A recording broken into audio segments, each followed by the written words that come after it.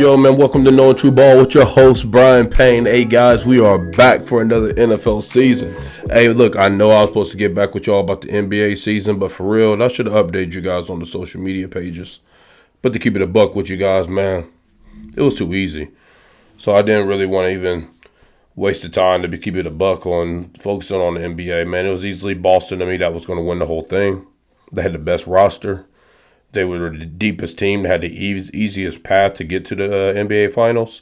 So, yeah, I didn't really want to waste my time covering it, to keep it real with you guys.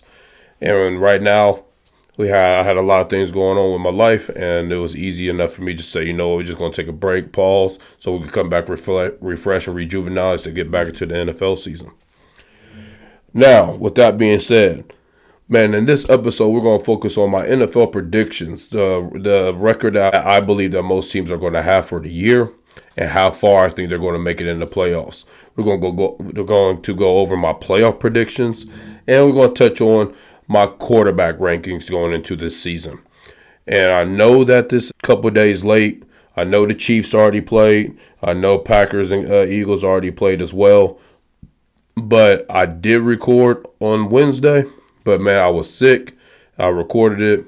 I listened back. My quality of this episode was completely trash. I didn't want to give y'all anything that's garbage. So we're redoing it today. I will tell you what I thought about those games. Not in a review, but what my thought was going into those games. So then the other things that we're going to focus on in this episode is, like I said, my quarterback rankings. But the first thing we're going to do is look at a couple topics that I wanted to go over. Topic number one that I wanted to touch on is the NFL Top 100 rankings. The rankings this year to me weren't too bad, but what I did think was egregious was Pat being ranked number 4, I believe. Lamar was ranked 2, Tyreek was ranked 1. I don't remember who was ranked 3. But honestly, this is voter fatigue. That's what it is. Patrick Mahomes has now entered that realm that Michael Jordan and LeBron James lived in the sense of he does it so much that it's becoming boring to continue voting him as the best player in the league. When last year, I think, was the best case to try to vote him best player in the league. The reason why I say that, I know a lot of people are going to say, oh, man, what's the defense that led the Chiefs? And it absolutely was. The defensive unit of the Chiefs was by far the best unit on the team. But when you got to realize what Pat did last year, he adjusted his entire game. He has wide receivers dropping balls left and right. Guys not running the right routes. He got his right tackle in Jawan Taylor false starting every single play. He got his left tackle, Donovan Smith, getting up there in age, just getting beat every single play. Well, you got those kind of things. Oh, and on top of that, he had no speed at the wide receiver position, so therefore there was no spacing on the field. When you got all that going on, for you to make sure that you can still score enough points to beat Lamar Jackson, to beat Josh Allen, to beat Tua Tagovailoa, that's a big credit to you, bro. That's a huge credit to you. And it didn't matter how many they had to score. If they had to score 20, he scored 20. Had to score 17, he scored 17. Had to score 25, 30, he scored that. So with that being the case, to me, it was easily that he is the best player in the NFL. Now, if you want to say, if we go on the backyard playground, and now who's going to be the best, it's easily Tyreek and Lamar Jackson. No duh. Those of us that really know football, that's what that is. But on the gridiron, on the football field, it's obviously Patrick Mahomes. Moving on now to my next topic, the only other topic that I want to touch on before we get into my NFL predictions is the holdouts. I want to explain to you guys the purpose of these players holding out. Every player's situation is different. First of all of them are different. CeeDee Lamb was holding out because he was in the final year of his contract and he wanted his money. And he was the best wide receiver statistically last year in the league. I know it would have been Tyreek on a per-game basis, but Tyreek got hurt, so therefore it became CeeDee Lamb being the number one wide receiver last year. And when you're in this position, you want to fight for your money when you got the biggest argument to get your money. And last year, that's what it was for him. So going into the season, he's like, I absolutely have to get my money. And that's what he focused on. So with that being the case, Dallas, on the other hand, made a major mistake. First of all, Dallas should have extended CeeDee Lamb before Justin Jefferson got paid.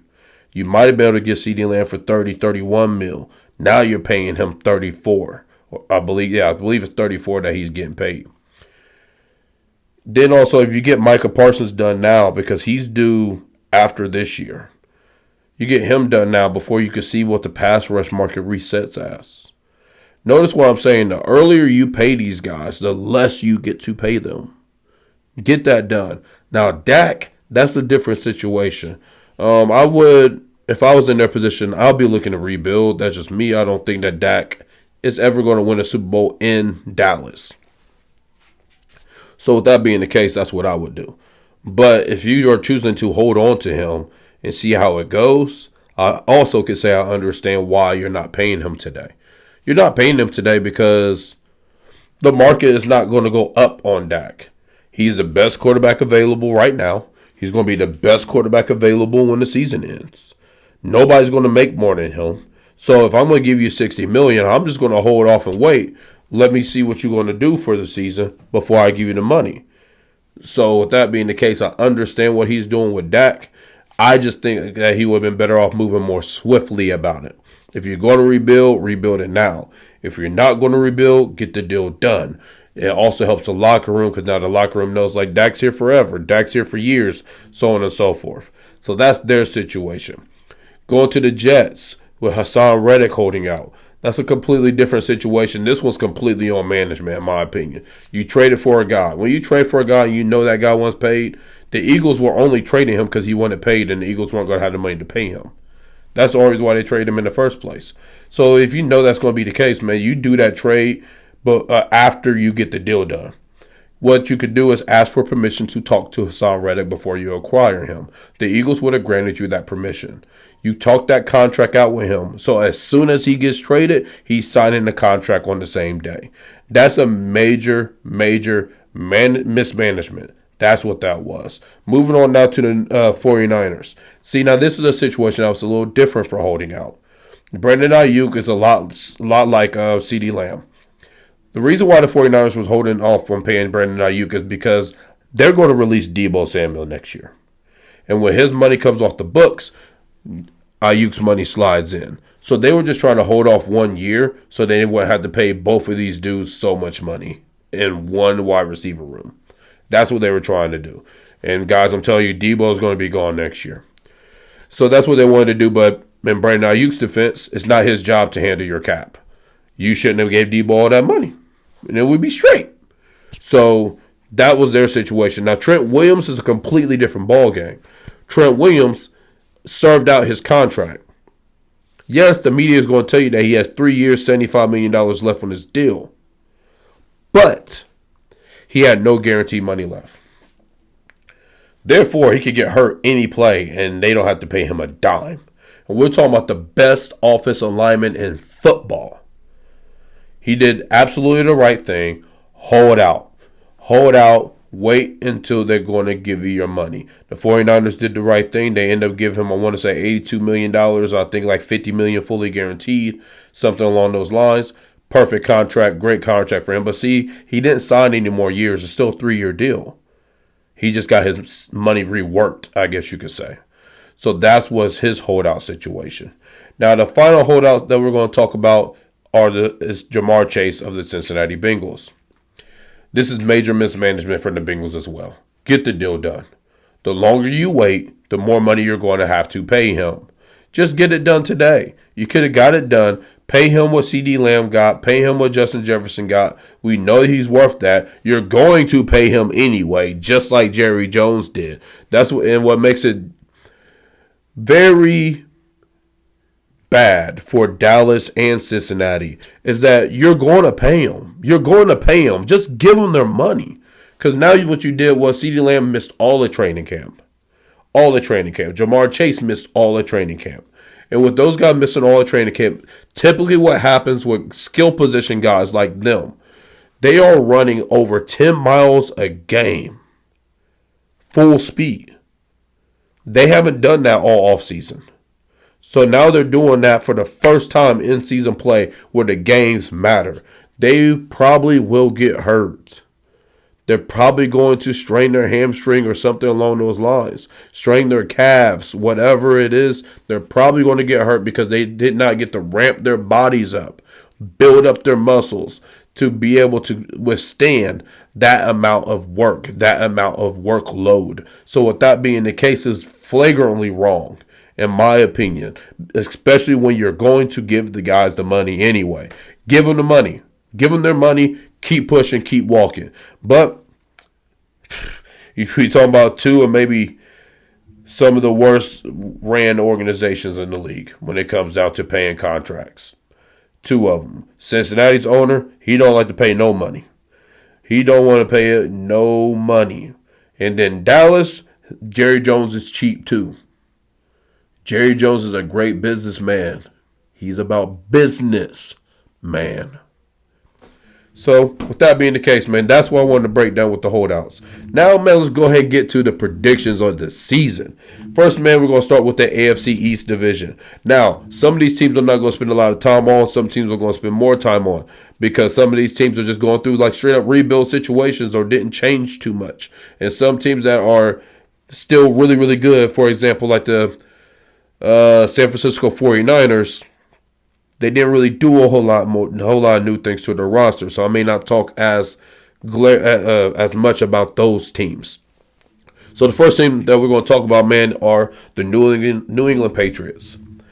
Man, I got them finish the year getting the number 1 overall draft pick in this year's draft. I got them finishing at 2-15. Their key additions for the season, man, we all know they drafted Drake May. They drafted a wide receiver I'm very fond of in Jalen Polk. The thing is, it's just not a good football team. Their offensive line is terrible. Their running back situation with Stevenson, I mean, he's okay. He doesn't really get me excited. Their wide receiver room is not great. Their defense will be solid, but their defense is going to tail off every single game because they're going to be on the field entirely too much. The New England Patriots already came out and said that they're going to start Jacoby Brissett. I think that's the correct thing to do, not because he's the better quarterback, but simply because of the fact that you do not want your future in Drake May possibly getting hurt. That's not what you want to do. So I got New England Patriots at 2-15. They are in complete rebuild mode. We give them a couple years, and then we're going to judge what Drake May is. Moving on now to who I think is going to finish third in the division. I got the Buffalo Bills finishing third in this division with a record of 9-8. So those of you that do not understand how the NFL schedules are made, a lot of it is made based off of how you finished in your division the year prior. So Buffalo finished as the number 1 seed. I mean the number 1 team in their division. Therefore, they're playing the number 1 teams of last year division winners. That's who they're playing against. So that's how they end up playing against the Kansas Cities, the San Francisco 49ers, the Dallas Cowboys this year, and teams like that. So their schedule is going to be one of the harder schedules in the league. This is how the league keeps the parity happening within the league. So now you got to have one of the tougher schedules in your division. Then you also have to count in that you lose Stephon Diggs, you lose Micah Hyde, you lose Jordan Poyer, you lose Matt Milano to injury again, you lose Tre'Davious White. Granted, he's been hurt, all those things, but he's still a corner that's gone off your roster. I don't know exactly when Von Miller's coming back, but he also missed a lot of last season due to injury. You are missing a lot of key pieces. And then the new pieces that you're bringing in, I personally don't think are as good as the pieces that you lost. Bringing in Keon Coleman, I think he might be an okay wide receiver. I'm not as high on him as a lot of people are, but I think he would be a serviceable wide receiver. You bring in Curtis Samuel, but he gets hurt every other game. So with that being the case, I don't really know how much of an upgrade that was at all for you guys. He's just another body, in my opinion. So with those things being the case, I really think they should have went heavy after Derrick Henry. I think that would have been a great fit for them. But they did not. So with this being the case, is once again, Josh Allen being a superhero that he always tries to be. I see a lot of mistakes taking place because he's going to have to force the ball now several times, try to get downfield and try to keep up scoring. When you do not have those safeties like Micah Hyde and Jordan Poyer at your safety positions, it changes everything. These safeties, when you got elite safeties on the back end, that controls a lot of the opposing team's offense. You cannot attack them the same way because now these guys can switch. They could drop down into a 4-4. They could go from a 4-4, dropping back up, so they could run cover two. They could be in different positions. They could blitz off the edge. You don't have that no more. You don't have that no more, and that's a big deal. So I got them finishing 9-8. Also, and part of the division's tough. So one of the teams that was tough in their division is finishing second, the Miami Dolphins. I got them finishing 11-6. Key additions that they made, man. Let's see. They added OBJ. I don't really think that's a big addition, though. Me personally, he's been often injured, and when he has played, he's not what he once was. I think he's a good quality wide receiver still. When you are rolling him out there with Tyreek Hill and Jalen Waddle, I think that he can serve a legitimate purpose on your roster. But he's not OBJ old. He's more so being mentioned because of his name. You bring in Jonnu Smith. I think Jonnu Smith is an upgrade for the Miami Dolphins over Mike Gesicki. Jonnu Smith can help block in the run game a lot better than Gesicki, and he could do everything in the receiving game that Gesicki did. So that was a major upgrade. You bring in Shaq Barrett. He is a major upgrade for you guys because he gets to buy you time to get Chubb and Phillips back. And then you also add in Calais Campbell. He's also a great presence for you guys just because he's a great leader. He's a great veteran leader. He can rotate in, and he will help build. He'll help the morale of your roster. So those were all. They also added Kendall Fuller, a defensive back, a corner. When Xavier Howard played, I don't really know if there's a whole lot of an upgrade between him and Howard, but Fuller does not miss as many games as Howard has missed. So that is an upgrade in that regard. And then they also added Jordan Poyer. So they stole a division safety, which is also a big deal because he knows what Josh Allen does and knows what he likes to do. So now that gives you a foot ahead of the Buffalo Bills. Now the thing is though, and I think this is major, they lost Christian Wilkins. Christian Wilkins, man, he makes a lot of noise from the defensive tackle spot. When you got a defensive tackle like that, he takes up a lot of attention. And now we're going to have to see what Nick Chubb is and Phillips is when there's not a guy in the center taking a double team. So we'll see how that goes. Overall, I think they're more so about the same. The biggest thing that the Miami Dolphins have to prove to us is still the same thing that they've been having to prove to us for the last 2 years. Can you play in cold weather? It's going to get cold. You play in the AFC. Let me run down just a quick list. And this ain't written down. This is off the top of my head. You're going to Buffalo outside, New York outside. You're going to Pittsburgh outside, Baltimore outside, Cincinnati outside, Cleveland outside, Kansas City outside. I mean, all these teams are outside in cold weather states. So with that being the case, man, like y'all got to be able to win the cold. And until you can do that, I cannot jump on the bandwagon if you make it into the Super Bowl. I do not see a world that you guys finish number one in the conference. Moving on now to the number one team that I think is going to finish in this division, the New York Jets. I got the Jets finishing 13-4.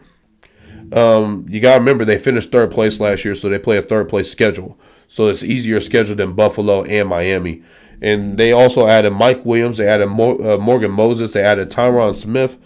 And they also lost Bryce Huff. Hassan Reddick is supposed to be the replacement for Bryce Huff on the defensive side.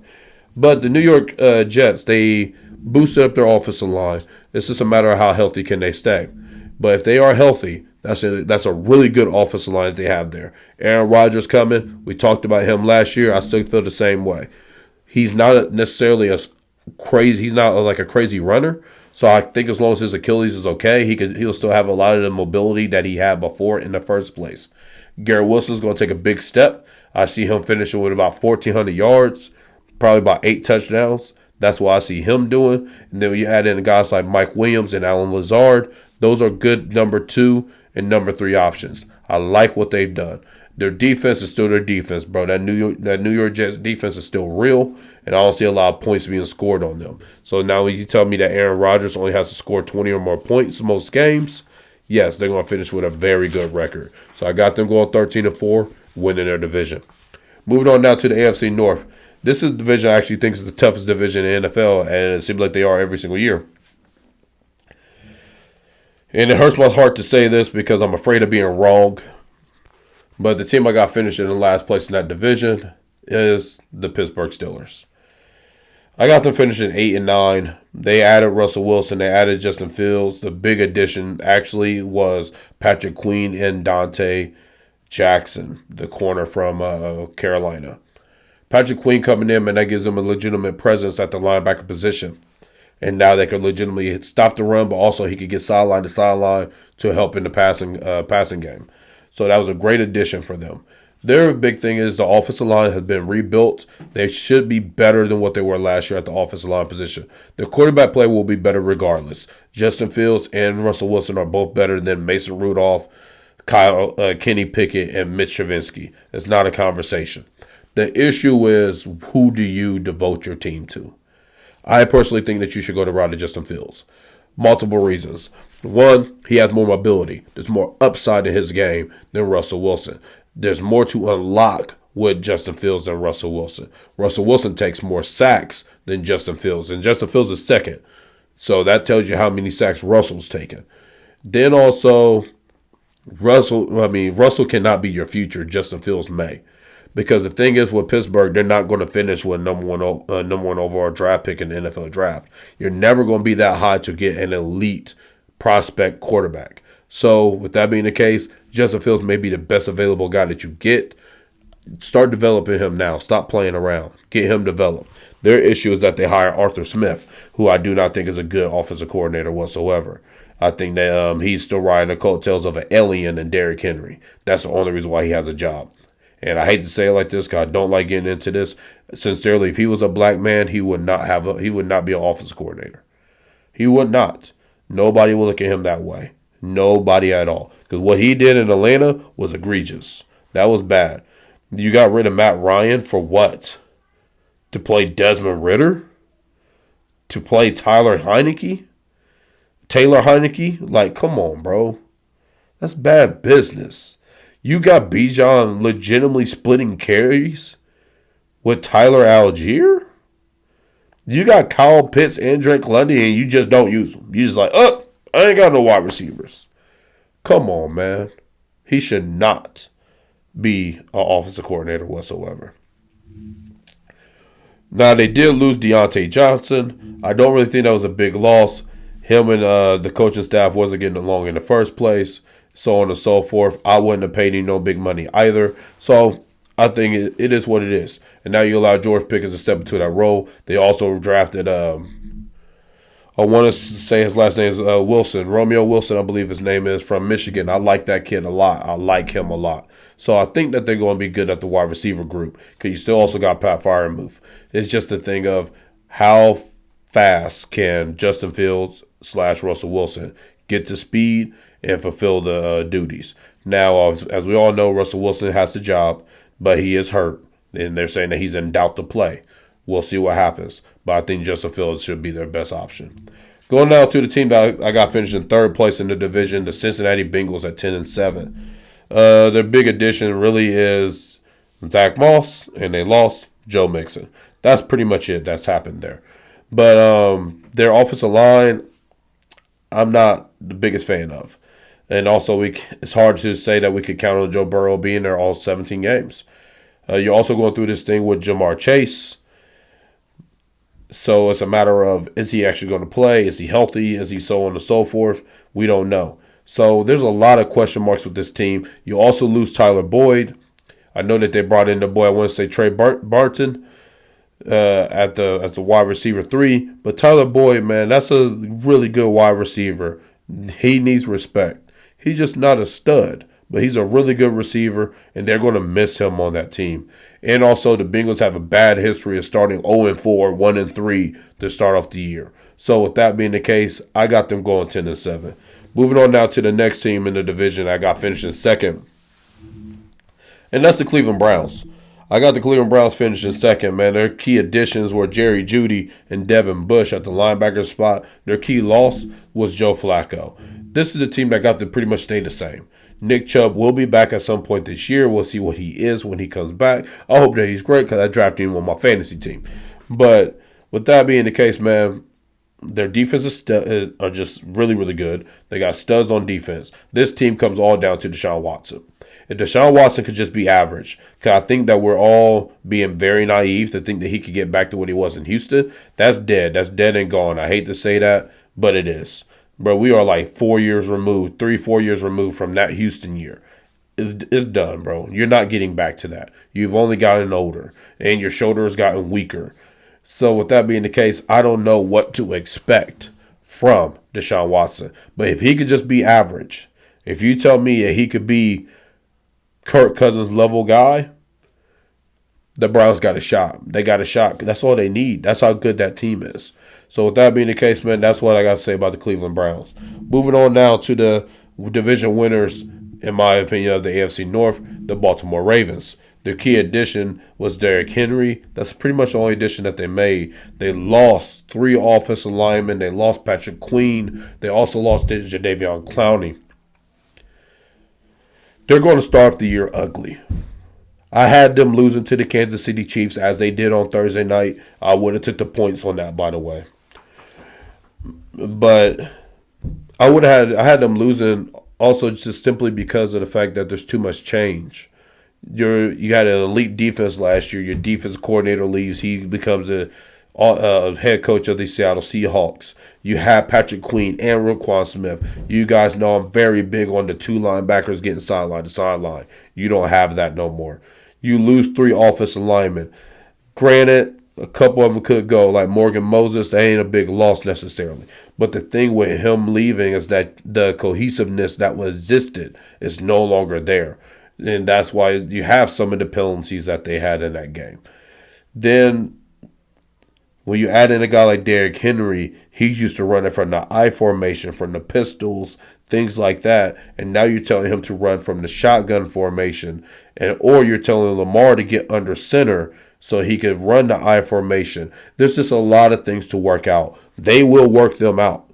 By week 8, this will be an elite football team, very elite. But those first 4 games, you're going to see flashes. There's going to be a couple of drives where you're like, that was beautiful. There's a couple of drives you're like, what the hell y'all doing?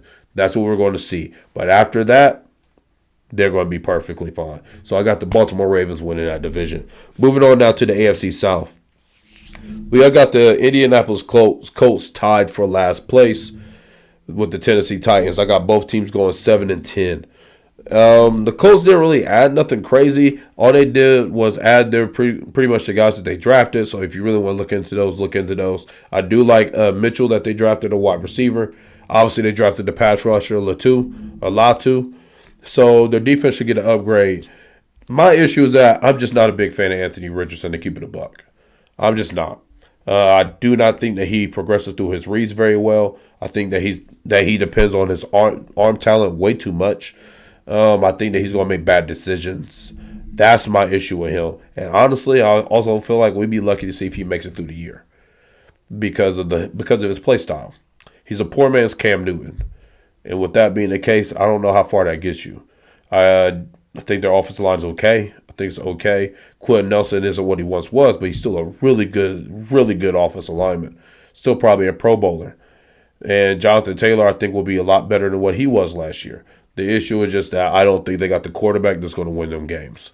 Moving on now to the Tennessee Titans. They made a lot of great additions. And this is a team that has a lot of upside. If you told me that they win the division, I would not be shocked if Tennessee won this division. They added L'Jarius Sneed. They added Tony Pollard. They added Tyler Boyd. They added Calvin Ridley. They added Jamal Adams. The only thing they really lost was Derrick Henry. This is why that's not a big deal for them. It's not a big deal for them losing Derrick Henry because they changed their offense. Their head coach now is the Cincinnati Bengals offensive coordinator, their previous offensive coordinator. That's another thing with the Bengals, too. Getting a new offensive coordinator, they're going to have to shake that out. But with that being the case, they're coming running a Cincinnati Bengal offense. You have D-Hop, a.k.a. T. Higgins. You have Calvin Ridley, a.k.a. Jamar Chase. You have Tyler Boyd. You brought him to Tennessee. I'm not saying that these guys are those players. What I'm saying is they fill those roles. they do fill those roles.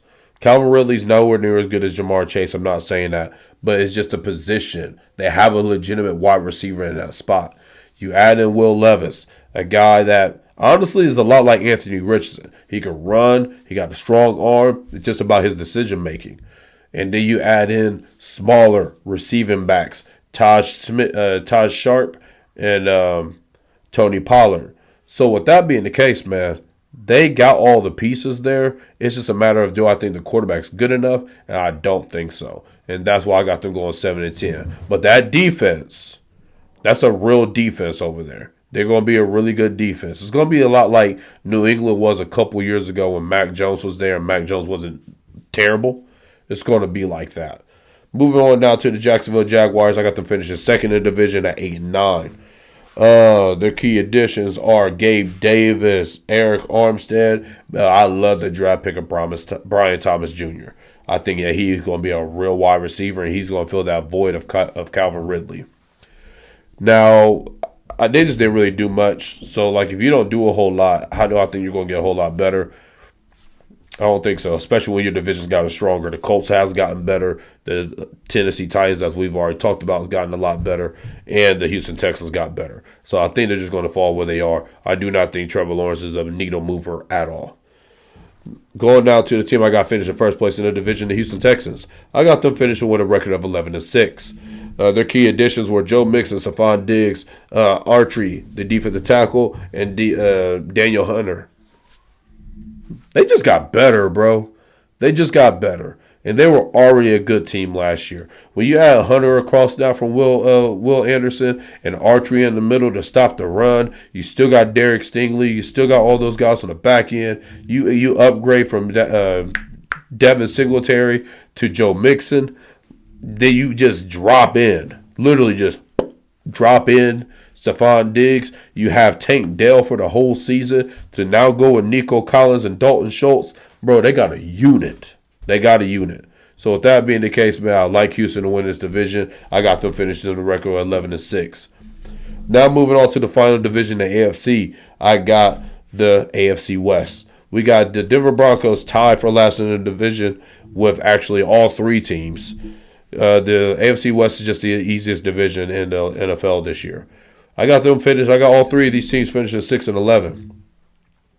The Denver Broncos, man, their key additions is Bo Nix and Troy Franklin. They're just in rebuild mode, man. That's what they're doing. Their defense will be solid. This is going to be about the growth for Bo Nix. That's all this season is about for them. Moving on now to the Los Angeles Chargers. Their key additions were J.K. Dobbins, Gus Edwards, Joe Alt, and Ladd McConkey. Their key departures, obviously, is Austin Eckler, Keenan Allen, Mike Williams. I do not agree with them letting go of Keenan Allen. I would have kept him, but I understand that they didn't want to pay him when they do not believe that they're going to make it to a Super Bowl. I think this team is going to go to a run-first situation so then they could get these things handled. I mean, so then they could try to get away with not having those type of wide receivers. But they just didn't really add nothing offensively. I'm like, bro, you're not scared of J.K. Dobbins. You're not scared of Gus Edwards. You're not scared of Ladd McConkey. But their offensive line will be solid. The Chargers' offensive line should be better. And with that being the case, they got something to build on. They are building a Jim Harbaugh team. Moving on now to the Las Vegas Raiders. I got them finishing with a record of 6-11 as well. Their key additions are really just Gardner Minshew, Christian Wilkins, and Brock Bowers. Bowers will help their team, but that was kind of a confusing pick to me when you just drafted Myers the year before. You still got Devontae Adams, who isn't very well. They say that he's not happy there. He's saying he's fine, but we all know how that goes. Their defense did get better. When you add in Christian Wilkins to go alongside of Max Crosby, who I think should have got DPOY last year, that's a big deal. They are building. They are a veteran quarterback away from being a playoff team. But when you tell me that you rolling Gardner Minshew out there or A.J. O'Connell, sorry, bro, you ain't got no shot. Oh, they also did lose Josh Jacobs. So your running game is questionable. We'll see what Zaire White is. I think he's okay, but I don't like him as my number one. Now going on to who I think is going to finish first in the conference and in the division and the conference, the Kansas City Chiefs. So let me explain to y'all how I got to this record. I got them finishing 14-3. Obviously, they're the Chiefs. They're going to beat a lot of teams. But then when you add in that this division is the Denver Broncos, the Los Angeles Chargers, and the Las Vegas Raiders, and you tell me that you play all of them 2 times apiece, the Chiefs are going 6-0. So out of these 14 wins, I'm saying that they're only going to win 8 games out of the division, which got them going 8-3.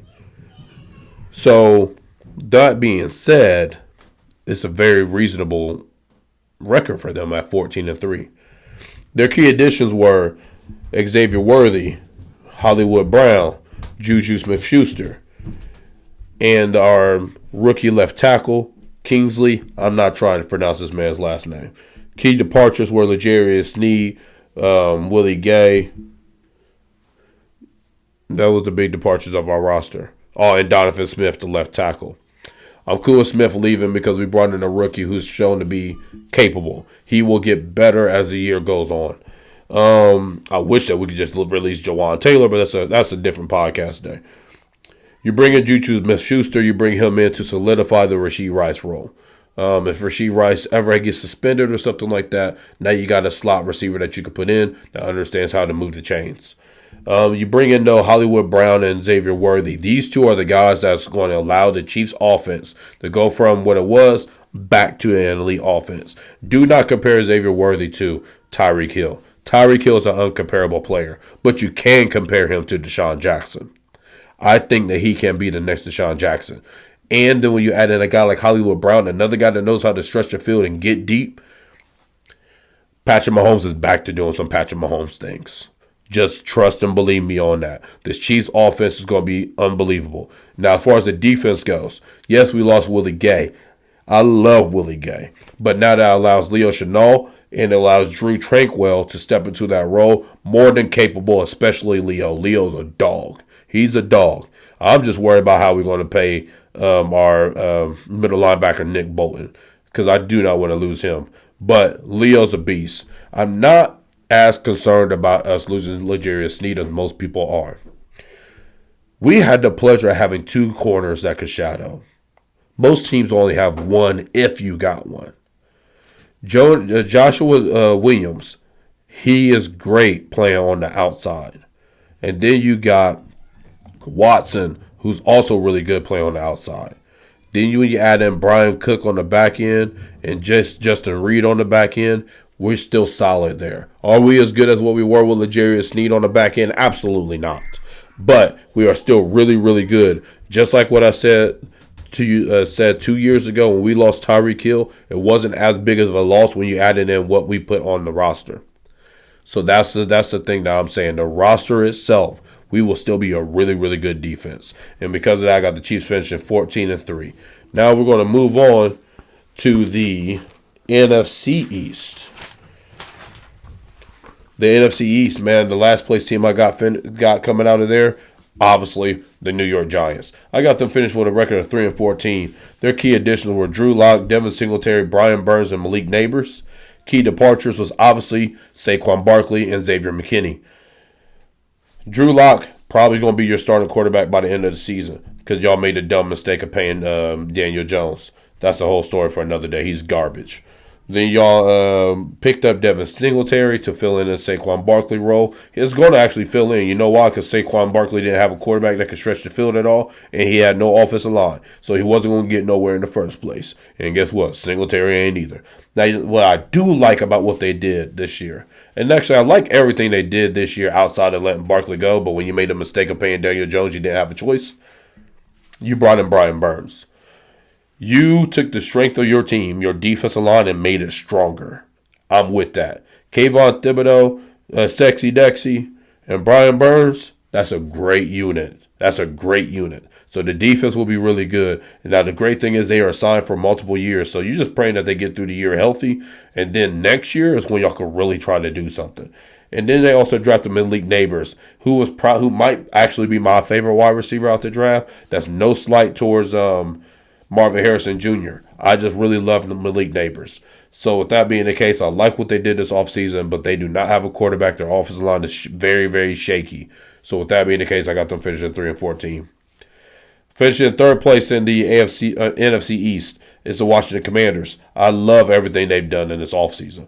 They drafted Jayden Daniels, obviously my favorite quarterback in this draft. They drafted Austin Eckler. They signed Austin Eckler. They signed Zach Ertz, and they revamped their offensive line. Now, I did not like them trading Dotson away. I like Dotson a lot, but I guess I could get by. I could get by with it because Brown is a dog. Damari Brown, he probably stepped into that role, and that's why they felt like they had the space to get rid of him. But Terry McLaurin, I think, is going to have a career year this year. I think that the offense is going to be really good. I really do. I think it's going to be a really good offense. Brian Robinson Jr. and Austin Eckler in the backfield, they really do help each other very well. And Jayden Daniels, he got receivers that he can throw the ball to, and you bring in a veteran tight end like Zach Ertz to help move the chains. I like what this team has done. Watch out for Jayden Daniels to be Rookie of the Year. Moving on now to our next team. The second place team in the NFC East is the Dallas Cowboys. I got them finishing with a record of 9-8. They just got worse. I hate to say it like that. Now, they just got worse. I mean, they only added Zeke, Dalvin Cook, and Eric Kendricks. All these guys are my age. Like, hate to say it like that, but like you're not going to get Pro Bowl production out of those guys. And then your key departures is Stephon Gilmore, who played very well. You let go of Tyron Smith. I can understand that because of injury history, but you cannot lose that center, Biazzi. I like him. And also, he went to Washington to be a part of that revamped offensive line. With that being the case, y'all did nothing to get better. Yes, you get Stephon Diggs back. Y'all did end up losing Bland for, I think, 6 to 8 weeks. There's just nothing there I really like that's different. So you only got worse. You didn't get better. You're going to play a number one division record schedule this year. So with that being the case, I got y'all finishing 9-8. And the team I got finishing number one in this division are the Philadelphia Eagles. I got them finishing 13-4. They added a lot, man.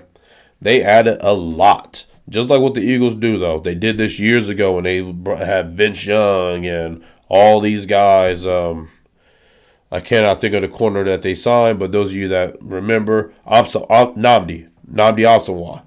And those guys, man, they did it again this offseason. They brought in Saquon Barkley. They brought in Paris Campbell. They brought in Dotson. They brought in Bryce Huff. They brought in Devin White. They drafted Kenyon Mitchell. They drafted Cooper DeJean. They added a lot. Now, let me tell you this, though. They did lose DeAndre Swift, and they did lose Jason Kelce. Jason Kelce is obviously a big loss.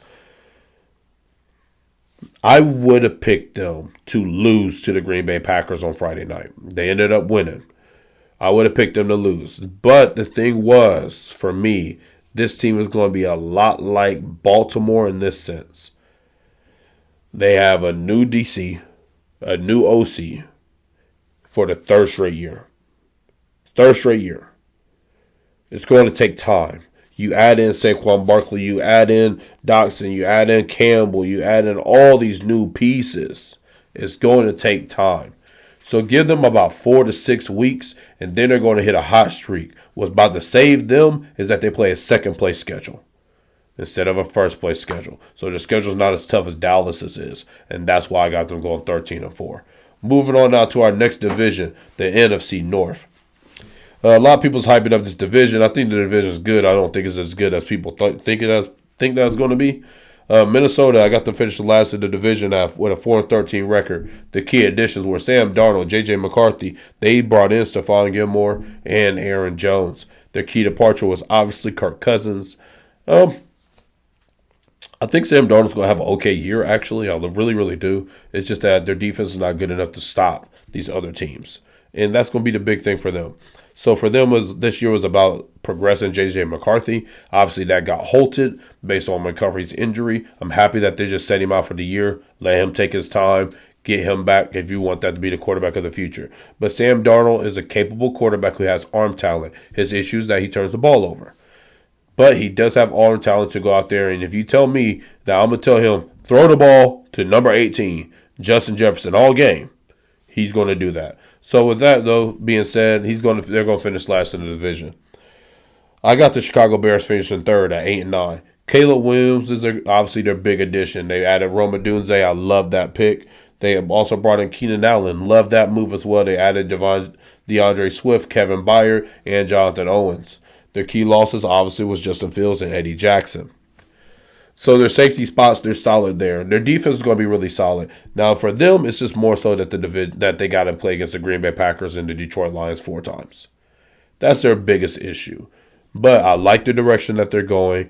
I just think there's going to be a little curve. Obviously, Caleb Williams, a rookie, so on and so forth. He is going to be a really good football player, and it's going to be up to him and Jaden Daniels for Rookie of the Year.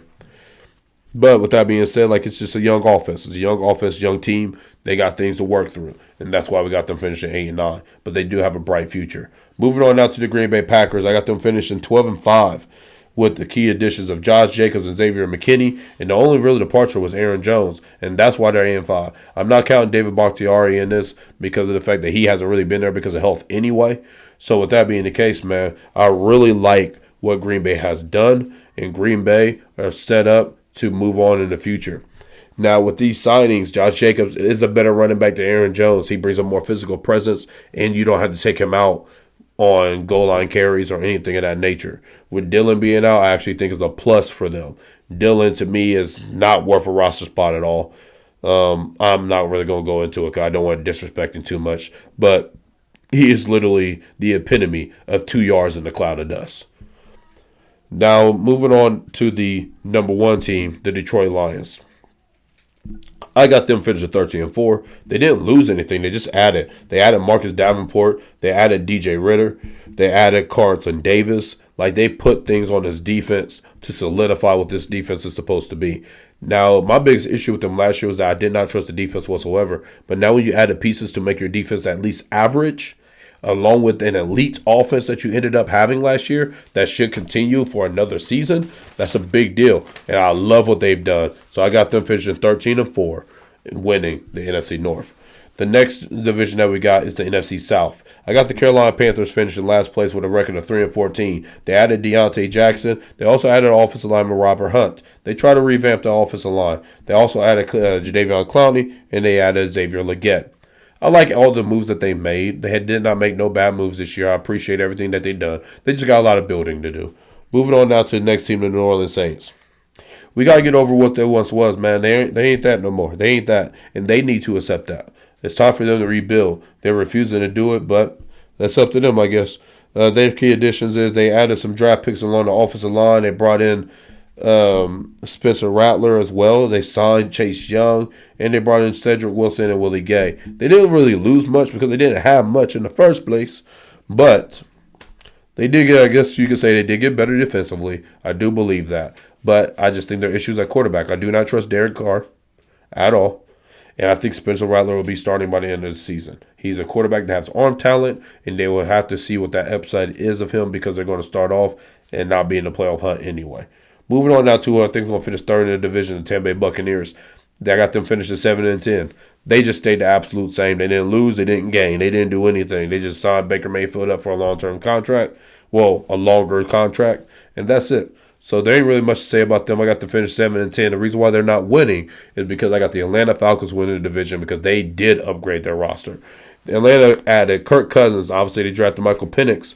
They added Darnell Mooney. They added Matthew Judon. They added Ray McLeod. They added Justin Simmons. They have bookend safeties. They have a pass rush now.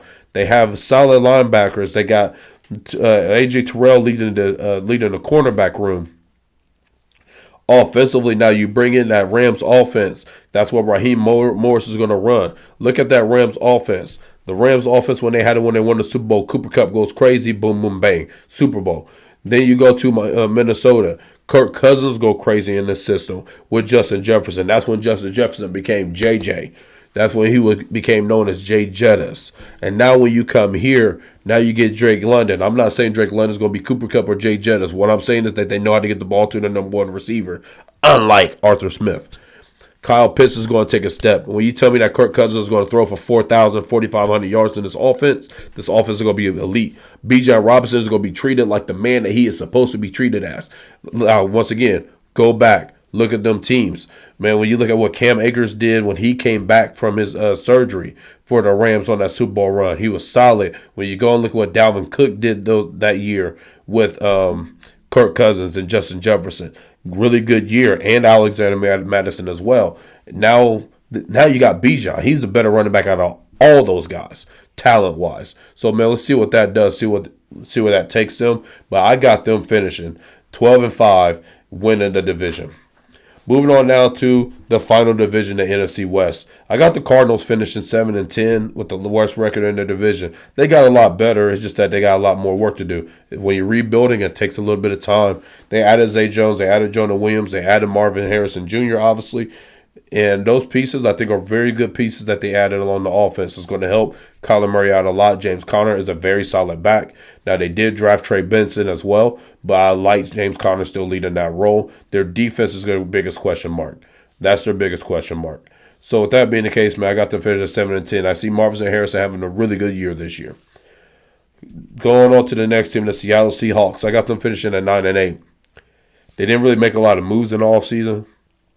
Really, the only move that they made was they brought in the defensive coordinator from the Ravens to be their head coach. They also did bring in the Washington Huskies offensive coordinator to run their offense. So we should see DK Metcalf be featured a lot more in this offense. But I got them finishing 9-8. I think Smith and Jigba will take a great step forward though, and Kenny Walker.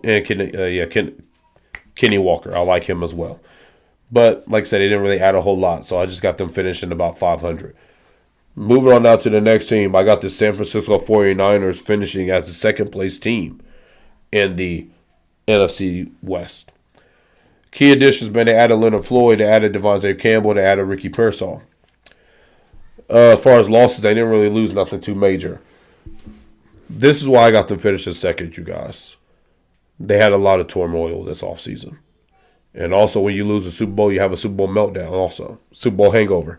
Look at Philly last year. Started off 10-1, then they lose 5 of their next 6 games after that. So with that being the case, man, that's how I'm looking at this thing. You got Brandon Ayuk holding out all the training camp. You got Trent Williams holding out all the training camp. You got Christian McCaffrey get hurt. He's out all the training camp. I hate to say it like this because I feel very bad for him. I'm not saying like he was at fault. Nobody was at fault here but the perpetrator. But Ricky Pearsall getting shot in his chest. The vibe ain't right. The vibe ain't right there. It's not right. There's a lot of bad luck taking place. And with that being the case, I do not see them finishing as they were last year. Now, they will finish strong. They will gain their momentum. They will come back later in the season. But I think they're going to have a little bit of a rocky start to start off. The final team that I got and who I got winning the division is the Los Angeles Rams. I got them finishing with a record of 12-5. Key additions were, man, just rookies, honestly. They just hit the draft hard, and they just brought in great rookies. And with that being the case, I think this offense is going to be elite. Now, they went heavy drafting at the defensive line spot because obviously they let go of Aaron Donald. You are not going to completely cover Aaron Donald. That is a Hall of Famer. Now, that is maybe the best defensive tackle that we've seen in our entire lives. So, yeah, you're not going to fill his void. But what you do is you try to fill his void with pieces. And that's what they did. They picked up pieces that can do some things to really benefit them defensively. Then you also brought in Blake Corum. Our offense last year was really good. And that was with Puka Nacua being a guy. And then Cooper Kupp coming in late. Puka missed a couple games, so on and so forth. Now, in theory, you got them for the whole season. But when their offense went through a little struggle was when Kyren Williams got hurt. Okay, now I bring in Blake Corum. Boop. A professional running back. That's exactly what he is. He knows his job. He does his job well. So I like that offense a lot, and I got them finishing with the best as number 1 seed in the NFC North. So now going to the playoffs, this is how our playoffs end up shaking out. I got Kansas City number 1, the Baltimore number 2, the Jets number 3, Houston number 4, Cleveland number 5, Miami number 6, Cincinnati number 7. That's how I got the AFC playoff picture going. Obviously, as you guys saw on the screen, I got Baltimore beating Cincinnati in the first round. I got Houston beating Cleveland in the first round. Then I got the Jets beating Miami Dolphins in the first round. Moving on to the second round, I got Kansas City at home against Houston. Baltimore at home against the Jets. I got Kansas City winning that game against Houston, and I got the Jets beating Baltimore Ravens. Then I got the Jets in Kansas City for the AFC Championship game, in which I got the Kansas City Chiefs winning that game, going to the Super Bowl for a third straight season. So now moving on to the NFC playoffs. For me, the number 1 seed is the Philadelphia Eagles. Number 2 seed, Detroit Lions. Number 3 seed, the Atlanta Falcons. Number 4 seed, the LA Rams. Number 5, the Green Bay Packers. Number 6, San Francisco. Number 7, the Dallas Cowboys. I got Detroit beating the Cowboys to go to the second round. I got LA beating the Green Bay Packers to also go to the second round. And I got Atlanta beating San Francisco to go to the second round. Then I got Philadelphia at home against the Los Angeles Rams. I actually got the Rams winning that game. I think Philadelphia's pass defense is going to suffer in that game. Then I got the Detroit Lions beating the Atlanta Falcons in the second round.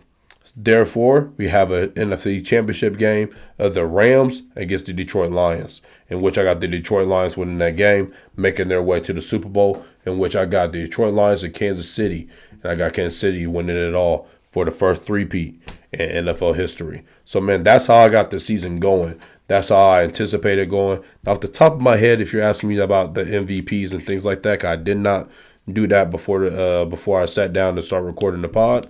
Let's see, MVP, man, I probably have Patrick Mahomes this year. He's going to have a comeback year. He's about to ball out and be crazy this season with this new offense.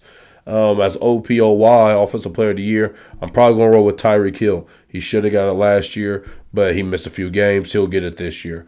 Going with Defensive Player of the Year, I'm going to go with Myles Garrett once again. He's going to lead that Cleveland Browns defense. They're going to have a winning record, and they're going to be an elite defense. Comeback Player of the Year, it's obvious to me that's going to be Aaron Rodgers. Rookie of the Year, it's going to be...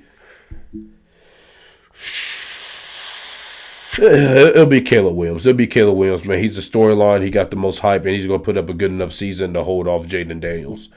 Defensive Rookie of the Year, honestly, I don't really know. Off the top of my head. But that's how I got the awards going. Coach of the Year, I probably will have Raheem Morris winning Coach of the Year, leading the Atlanta Falcons to new heights that they haven't been at in a long time. So that's what we got going on for that. Now, moving on now to our quarterback rankings, our final subject of this podcast. Now, my quarterback rankings are break down into tiers. We have 5 tiers of quarterbacks. I'm not going to spend a lot necessary time on each one. I'm going to say their names, and and we're just going to go from there. As in 5th tier, we're going to start from the bottom and work our way up. In tier 5, we're going to call this tier, we'll see. We'll see what these guys are about. At number 32, man, I got Jacoby Brissett / Drake May. I don't have any hope in Jacoby Brissett, and I don't think Drake May should play. At number 31, man, we have Gardner Minshew / A.J. O'Connell. Gardner Minshew / A.J. O'Connell. That's all I need to say. Number 30 would be Daniel Jones for me. I just think he's garbage. I think he can't read defense. He cannot progress through defenses. He can't throw. He don't have the strongest arm. He's an inaccurate quarterback. There's nothing at all I like about Daniel Jones. And so that now makes Derek Carr number 29. He's just getting old, man. He's just getting older. He ain't what he once was anymore. And then that would be now Bo Nix at 28. Now at 27, I got Bryce Young at number 27. This has nothing to do with his talent. This is more so about the situation. I think Bryce Young does have the talent to become a top 15 quarterback one day in this league. But on this team, he ain't going to be able to do it. Number 26, I got Sam Darnold. I got him ahead of Bryce Young simply because he got Justin Jefferson. And at number 25, I got Will Levis. He's the biggest one that's a we'll see. He could go from being top 25 to top 15 very easy because he has the offense to get it done and the offensive-minded coach. Moving on to now tier 4. Tier 4, we're going to call this average or good potential category. So with this being the case, we're going to start off at number 24 with Russell Wilson / Justin Fields. I think both of them are better than the guys that were previously listed, and we'll see what they'll end up doing. Number 23, I got Deshaun Watson, man. We just got to be real. Like I said, that Houston Texans Deshaun Watson, he doesn't exist no more. Until he show us what he can be, for sure, we cannot rank him higher than any of these other quarterbacks. Number 22, I got Geno Smith. Geno Smith had a good year 2 years ago. Last year, wasn't as pretty. But I got faith in him to still be an average quarterback at minimum in this league. Moving on to number 21, Baker Mayfield. Kind of like Geno Smith, same situation. Last year he had a really good year. Give him the respect he deserves. He is not garbage.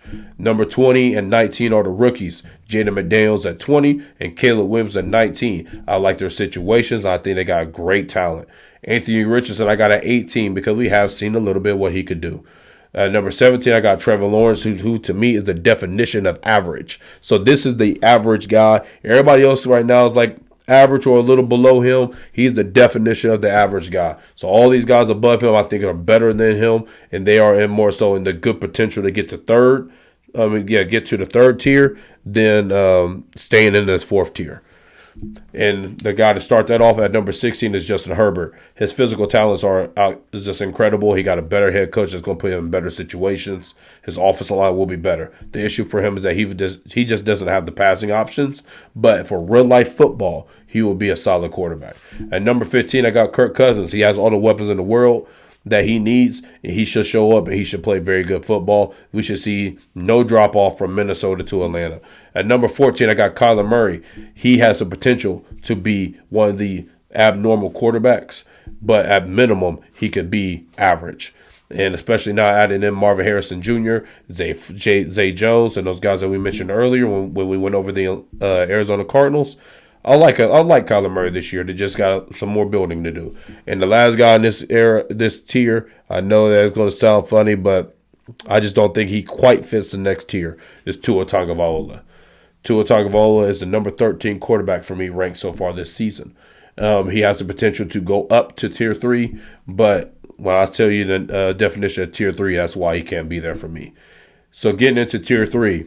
The definition of this to me is difference makers. I do not classify Tua as a difference maker. I just see him as a real point guard. Those of you that follow basketball heavy, I look at him the same way that like a basketball fan will look at Andre Miller. Andre Miller was never going to be elite, but you knew that if he was your point guard, it was going to be constructed perfectly.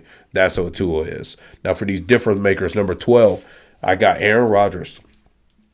Simply put, bro, if the New York Jets go from winning whatever games they won last year, and they become a playoff team, that shows you the different maker that he is. Number 11, I got Jalen Hurts. Jalen Hurts now he's teetering. He is teetering on being a difference maker or an average quarterback. We're going to find out. I got hope in him, and I got hope in that offensive line and offensive weapons that he has, that supported cast that he has. That's why we have him at number 11 right now, but he could easily shoot up into tier 2 as well. Number 10, is Brock Purdy. We got to give him his love, man. We got to give him his love. There was a good chance that he could have led his team to back-to-back Super Bowls. We got to give him all the credit and all the respect that he deserves. Moving on to number 9 is Jared Goff. Jared Goff went to a trash Detroit Lions team, helped turn that team around, helped turn that franchise around to now what I am predicting to be a Super Bowl contending team. Moving on now to number 8, Matt Stafford. This guy has one of the best arm talents that we've ever seen in the NFL. He's not going to get the credit that he deserves because he played in Detroit for so long and that we only saw one amazing year with the Rams. But Matt Stafford has a true difference maker there, and he is a top 8 quarterback in this league. At number 7, I got Dak Prescott.